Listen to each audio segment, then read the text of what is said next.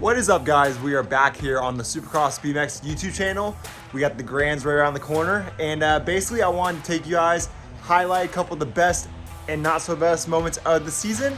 And yeah, it's been an awesome first year on Supercross BMX, and I've had a lot of ups and downs, and you know, you learn and live, and overall I've enjoyed myself and becoming a better person and a rider along the way. And yeah, we're gonna take you through some of the best experiences of the season and see what we got cooking for the Grands. All right, guys.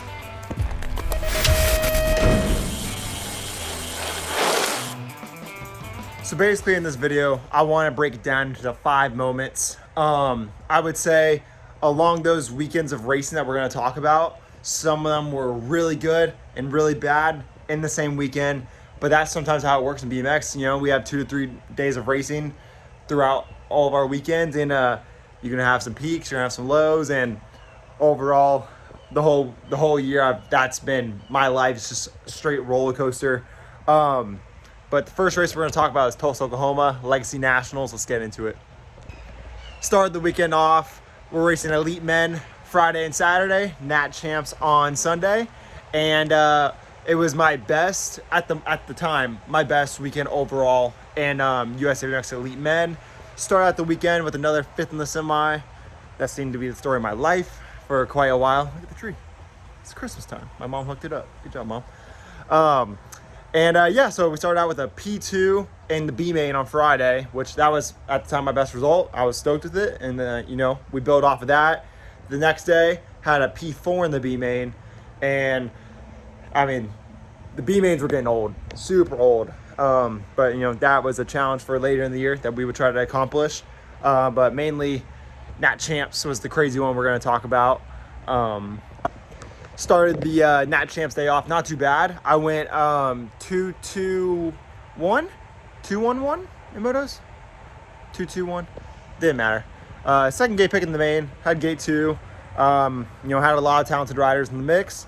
And basically my U23 points in the beginning of the year were not good at all, super rough.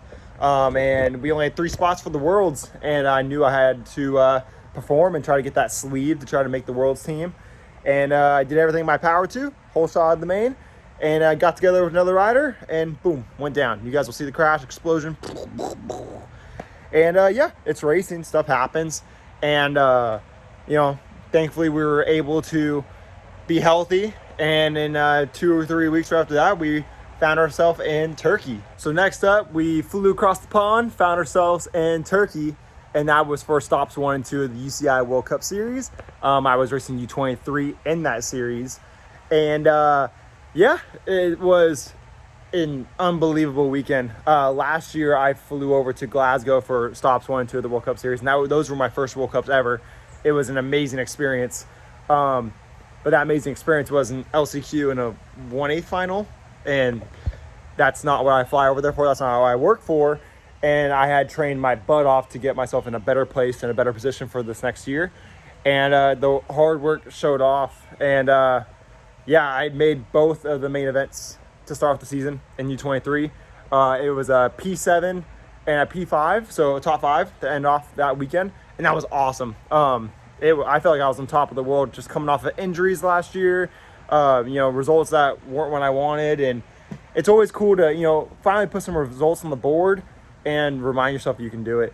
And that was really cool, and the experience overseas was incredible. I'll try to show some videos in here and, you know, take you guys along the experience. But like I said, that's just an example of how, you know, 2 weeks ago before that, I was so down on myself and bummed out, and was able to turn my World's chances around in 1 weekend, and that was really cool to see. So thankfully, that weekend in Turkey really boosted my hopes and chances to be on the World's team. Even popped into all the next weekend. I'll glance over 5th in the semi on day 1, and then had a pretty gnarly crash in practice on day 2. Wasn't able to compete that day, but thankful enough, we were able to land a spot on the World's team, Team USA U23. There was 3 of us, and we were on to Glasgow, Scotland. So on to the World Championships, and man, the nerves were high. You know, we had trained, that was my main goal for the year, was get to the Worlds, and it was an up and down roller coaster to even make it on the team. So when you get there, I come off results on the team, And, it's a lot to take in, a lot to process. And I had worked my butt off to get into that spot. So we come down, I recovered from my crash in Papendal and on to race day. And man, you guys will see, I had a big one in first round. And we have a video on the page where I kind of highlight my entire experience leading up to it and everything. And yeah, it was an emotional one for sure. I was actually able to make it out of the LCQ after my big crash, through the 1A finals on to day 2.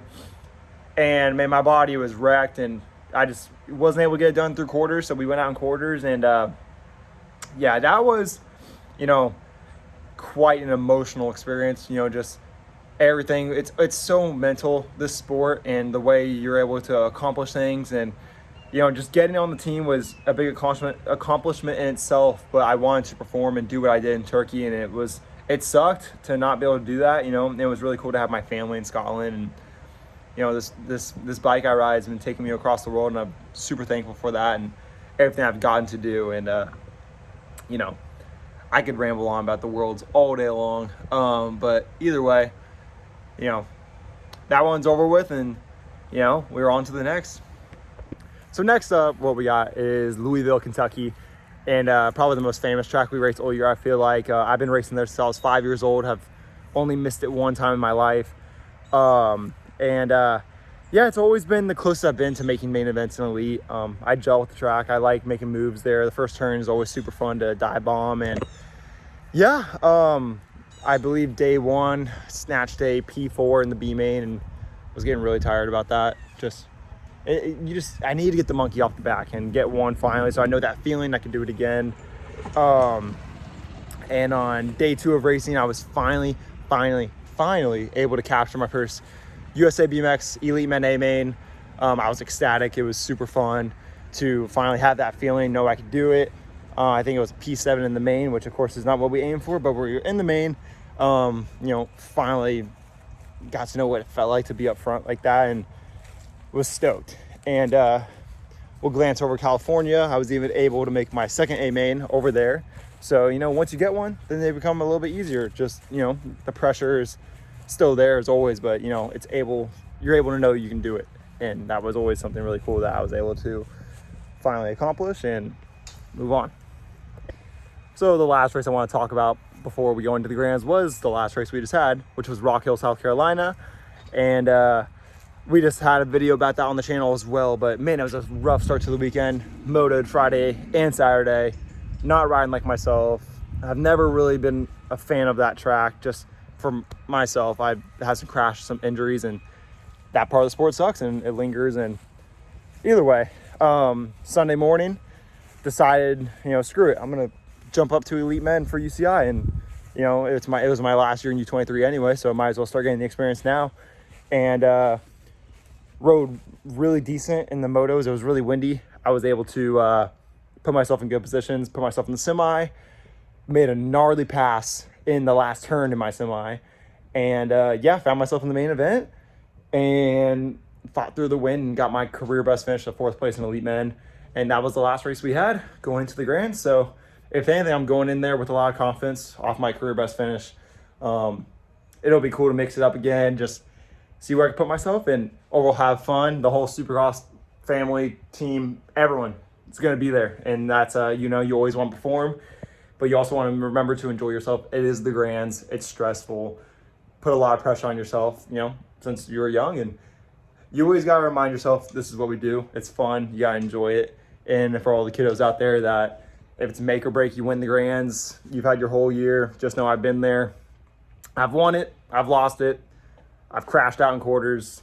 And now as a pro, I try to remind myself to enjoy it, because there was years where I feel like Grands is a chore and I never took, in the experience of being there with my family, seeing the whole sport together at one time. And that's always something that I thought is super special, and I learned to enjoy that a little more now. So either way, guys, I hope you enjoyed the video, kind of recapping some of my season, some of the cool moments, some of the bad moments. Overall, it's been a roller coaster. I've been enjoying it.